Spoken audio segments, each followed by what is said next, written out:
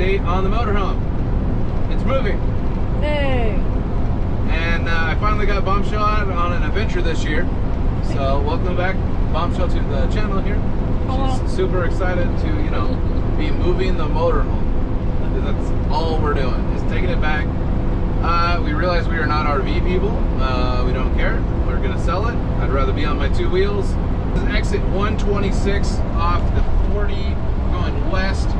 I had to get off this exit I don't know how many times during that trip. I told you guys I did over 200 miles on the bobber in one day. Had no sleep for 2 days, so that was smart. Don't do that. This was our house for like 24 hours. Good backyard. Yes, huge yard, asshole neighbors right here. And so they fixed the motorhome. It was a fuel pump. They did the fuel lines, fuel filter. They did all that stuff all together. Heated U-joints, you know, anything else they could tack on at the end. Right now, gas gauge is broken. So thank God I know how to count miles like the bobber. I don't have the gas gauge, so I'm gonna make it work. The only difference is a lot less gas mileage. So thank God for my brother again. He took us out. We drove from Southern California to Kingman, like from last night to this morning. Got to his house at like 5 in the morning. Dropped his truck off because I borrowed his truck. We took our car and my brother and his girlfriend, and they drove while we like laid down as much as we could. And I had more sleep on that little bit of a 6-hour ride than I did the whole time during those 2 days we were stuck out on the road. We got to Albuquerque, picked up the motorhome, got gas, on our way back. So if you're watching this, we made it. Unless you're watching this and you don't know who the hell we are and this isn't on YouTube, we didn't make it. But I figured to give you guys an update. This is the motorhome. The motorhome that didn't make it to Stubborn American. It was too stubborn to make it to Stubborn American. I think that, yeah, if it had worked out, it would have been really nice, and maybe we would have considered keeping it. Yeah. If not being RV people wasn't just because of driving it and everything else, this was the first trip taking this RV out. So it was the like, driving this, is it gonna be like not bad to drive? Because it is a big vehicle. But the real selling factor is would have been at the campground with Fred and Meatball and everybody hanging out, this thing with that big pop out. Yeah. Everything out, cooking and hanging out with our friends and family, and that could have sold us on like, this is the RV life. And I know there's gonna be RV guys like out there, like Mondo. Mondo's a huge RV guy. He's like, man, I love it. I do it every year. You know, like you get past the expensive gas and everything else. Well, I grew up RVing, and still, like, as an adult, the gas alone always is going to deter me. Because, like, it's different when you're a kid and you're just, like, rolling around in the back. Like, that's the best, but...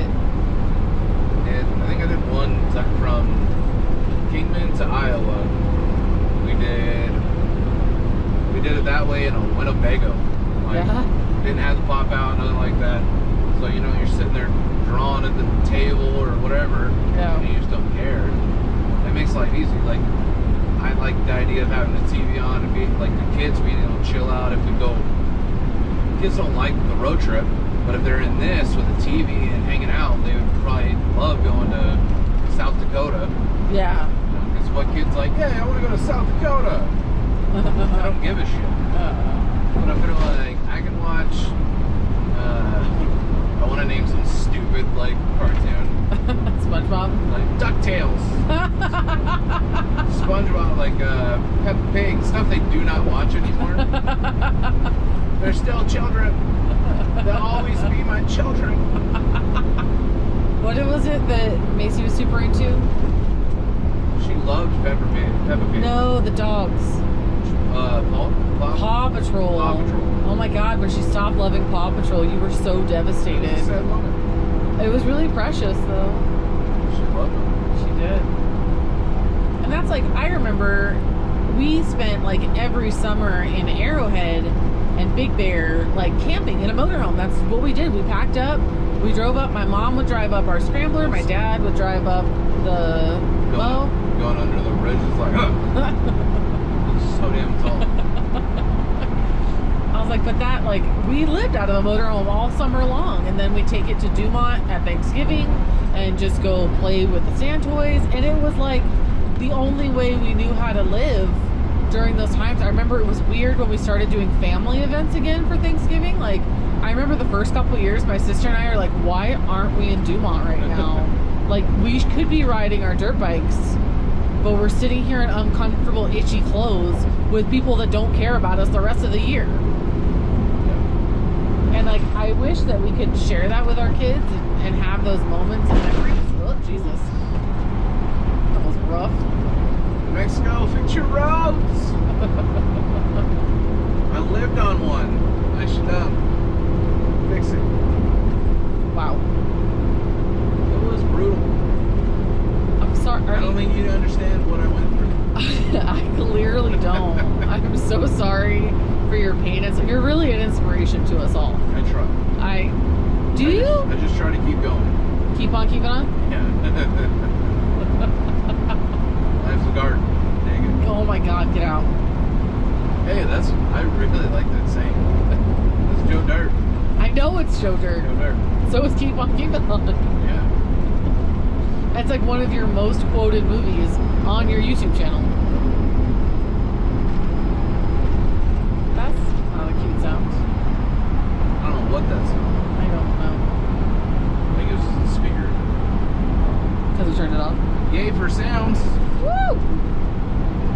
Now that the RV has broken down, it's like Every little thing. Break down. Yeah, we don't trust it anymore. We have serious trust issues. It's got more new shit on it than like, I don't know, anything. It's basically a new RV. Whoever's buying this is getting a deal. A freaking deal, man. I don't give a shit. Just take it.